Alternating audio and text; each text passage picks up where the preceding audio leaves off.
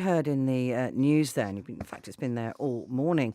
More than 31,000 women in North London are being offered a do it at home smear test.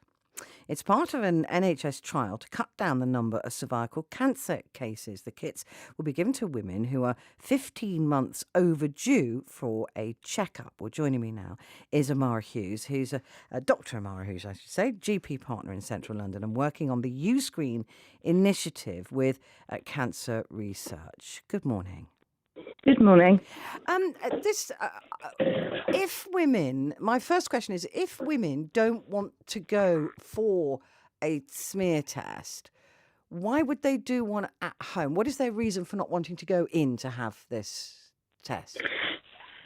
So the traditional method of having a smear test, a lot of women find quite uncomfortable. Yeah. And the difference between this initiative, which I think is a fantastic initiative, and a traditional cervical smear test, is this is a swab, and it's something that women can do themselves.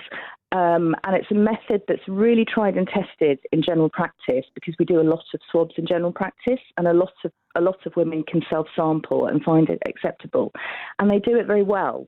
So this is painless. It's more dignified for them. They can actually take it home.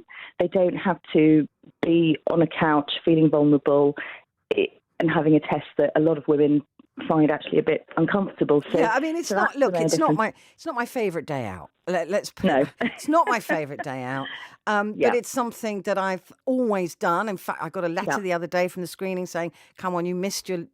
I didn't miss it. I couldn't go to it because it was, all the COVID thing, and I was shielding and all of that. So, it was put back. But they're very good at saying, "Look, come in and have it done." Now, the question I have is, if you can do it comfortably at home, why isn't it done comfortably in the doctor's surgery? Because it is unpleasant, and it's. I mean, I don't want to get graphic because a lot of men listening are going, "Oh, I don't want to hear this conversation," but there's scraping that goes on, and it's not uncomfortable. So why, if you can do it easier, why aren't we doing it easier in the surgery? Maybe that would make more women go in there. So I think that's exactly what we're trying to trial at the moment. So this is a pilot. What we test with a traditional cervical smear are cells from the cervix. So what we're testing in this trial with a swab is actually I don't mean to be graphic, but we have to use some technical terms. We are testing a swab in the vagina. Right. And what so we're less looking invasive. for, It's much less invasive. So what we're testing for is the virus, which is called HPV, which we know is linked to development of cervical cancer. So this will hopefully encourage more women to come forward. Those women who do test positive on this swab will then be invited for a traditional smear test, because we do need to sample the cervix more effectively in those women.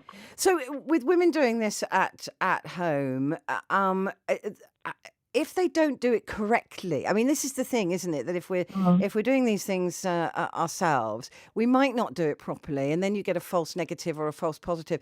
Are they really accurate enough for us to be confident with them? Yes, we are.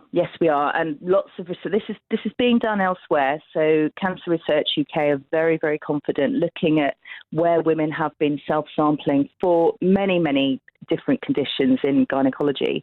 Women take very good self-swabs.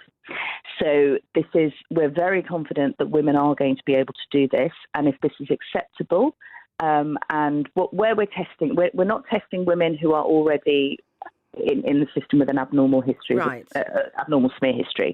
So what we're trying to do is just encourage the uptake. So this is the group of women who haven't come forward for a smear. So we're trying to find a more acceptable way for them to come forward for a smear so we can screen them.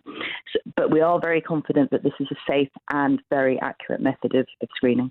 Now, I just want to know from you, because of the HPV virus, which has been identified now as a precursor for any cervical cancer, that now we've got the HPV vaccine, which is being given to I think young men as well, but young women and young men.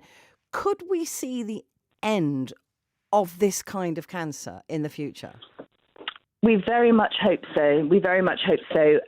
But remember, there are lots of women that vaccination program didn't start till a few years ago. Yeah, true. So I'm 48, so unfortunately I have to remain in the smear program because I didn't have a vaccination. So that's the hope one day. But we haven't eliminated HPV. We still need to make sure that the vaccine covers every strain of HPV that may be linked to cervical cancer. So I think right now we can't eliminate that screening, but we need to find a way to make it much more acceptable and much less painful to women who find it troublesome. We can also educate better, can't we? That this virus is passed, between people, so that wearing a condom and doing things like that will greatly reduce the chances of this kind of cancer as well. Yes, it can do, but human behaviour, and we can't eliminate it from our lives. So we have to find ways to minimise the risks. Yes. Well, I'm just going to say to you, I've got to phone my GP today. This is girded my loins to make me do it, so I will actually phone and make that appointment.